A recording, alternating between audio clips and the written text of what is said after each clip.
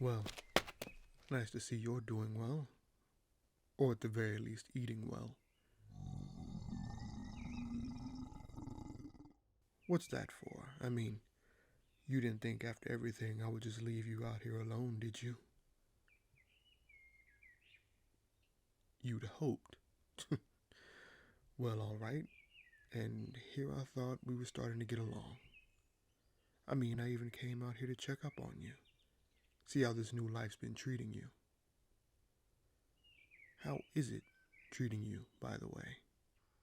I mean, meals hand delivered by terrified human servants? A nice space cleared out in a castle courtyard. All things considered, this is a pretty nice place to find yourself in, no? I mean, if another dragon were to find themselves in this position, it would have come with a lot more bloodshed. Or maybe involve them capturing and babysitting some annoying noble.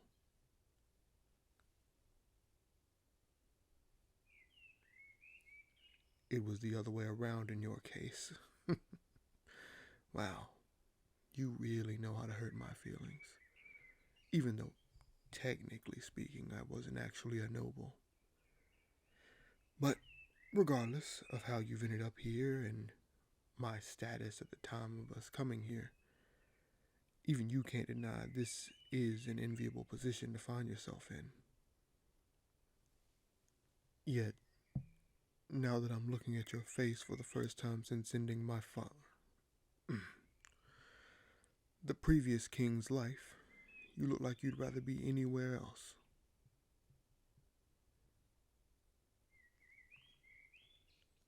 Not anywhere. What do you...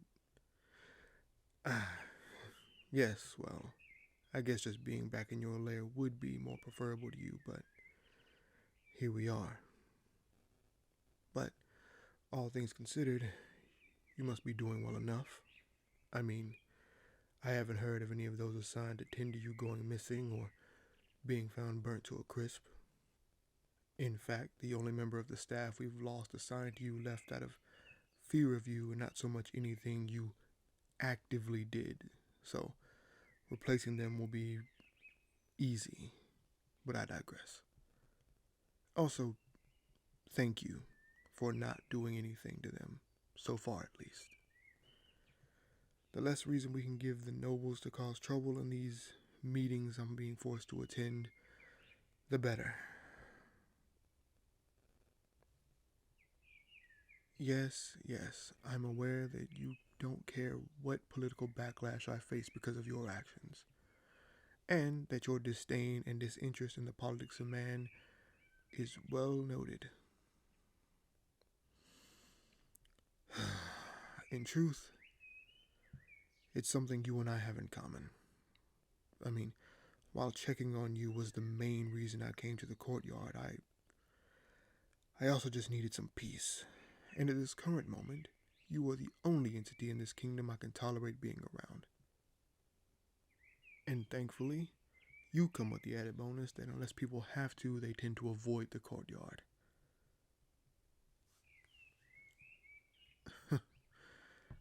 It's kind of funny when I think about it. The only place I can find any semblance of peace is in the company of a creature that, if given half the chance, would sooner tear me apart than look at me. But, unlike the nobles, at least I know where you and I stand. But with them, it's like navigating a fog half blind. I don't know what the former king had going on, but whatever he was doing while in charge, a lot of them weren't happy with it. And being his replacement, they think it best to air those grievances with me. On the other side, you have those that are happy with the way things shake out, and they expect me to just honor arrangements. Some of which make me wonder why no one slid a knife between his ribs a long time ago. Add on to the fact that most of them have been playing these games much longer than me. So much so that I swear sometimes the way they phrase things are clearly threats, but I know if I question them on it, I'll seem even more like the paranoid man you and I both know I am. All things considered, it makes me feel the slightest twinge of regret for ending the king. Why? Because it means I freed him from this. It would have been so much easier if I had just lined them up out here with him and been done with it. Unfortunately, I felt the long term issues that would come from their replacements and the worry I would just slaughter them indiscriminately would be more troublesome than this short term headache, no matter how bad of a headache it is.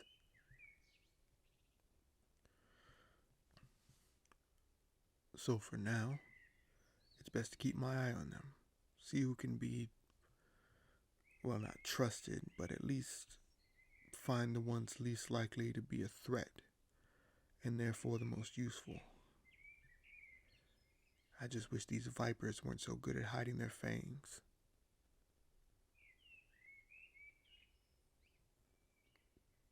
Well, I'm glad you find some amusement in my torment. Hmm. But I wonder, would you still feel the same if you learned some of their proposals for you? Oh, yes, you have been the topic of many a conversation. Oh, nothing major. They just wanted to paint your scales in the kingdom's colors and have you paraded through not just this city, but every major city in the kingdom. Even do a few flyovers of some of the smaller towns. Hmm, look how quickly your opinion has shifted. Oh, come now. When it was my life they sought to make miserable, you found it quite entertaining. Maybe I'll revisit this with them next time I meet them.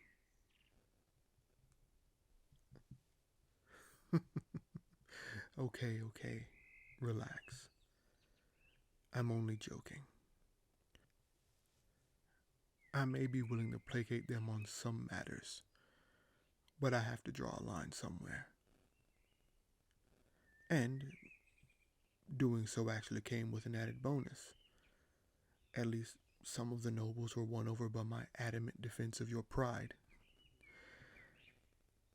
They saw it as if I'm willing to go this far for what they deem to be my pet, their words, not mine. How far was I willing to go for them?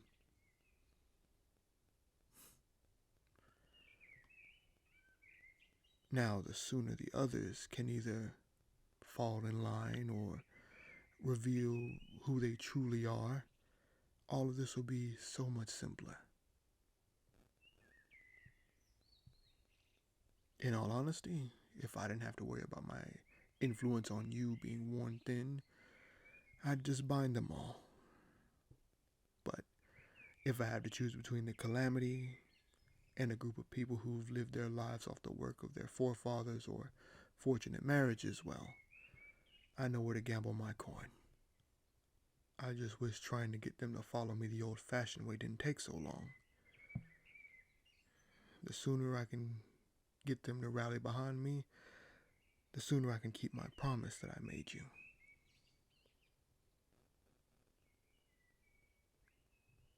Yes, my promise. Remember, I told you, join me and every treasure under the sun would be yours. I may have changed my mind about the complete destruction of this place and settled for just getting rid of the former king, but it doesn't change the fact that I did make you that promise. I'm I'm sorry. No, I heard you, but I'm just confused. What do you mean you couldn't care less?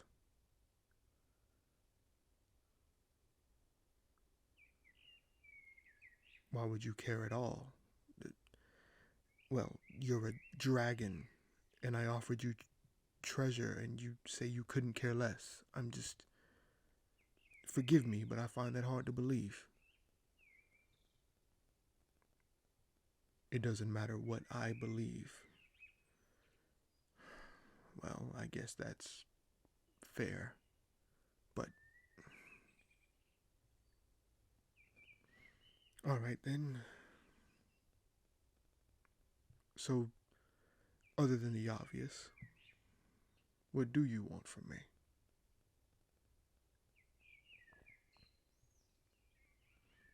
Don't give me that look. I didn't make you that promise on a whim.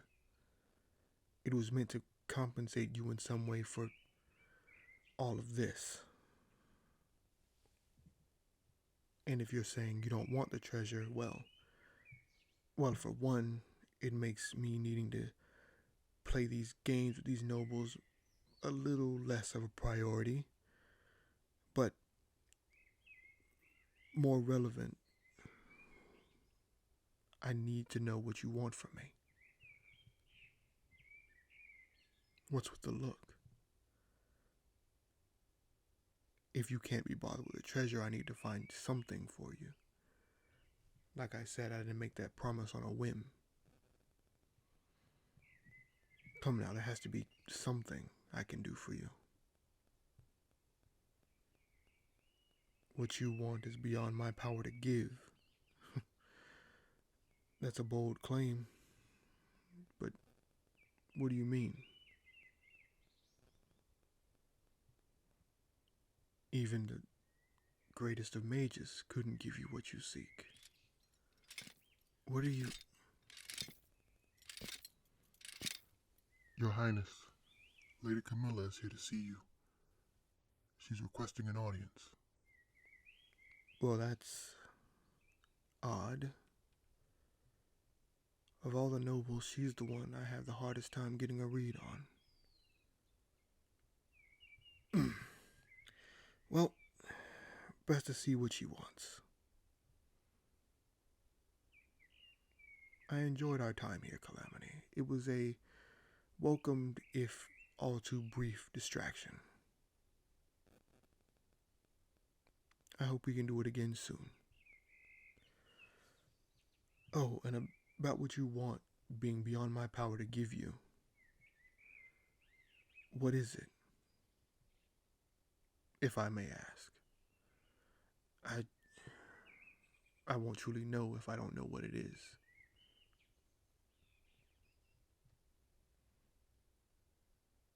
Silence. Well, if you wish to share, I'll be more than willing to listen. And then we can truly see if it's beyond my ability to give it to you. Enjoy the rest of your day, Calamity, and hopefully next time we'll get to spend a bit more time together. Because as I said, I did truly enjoy it. Until next time.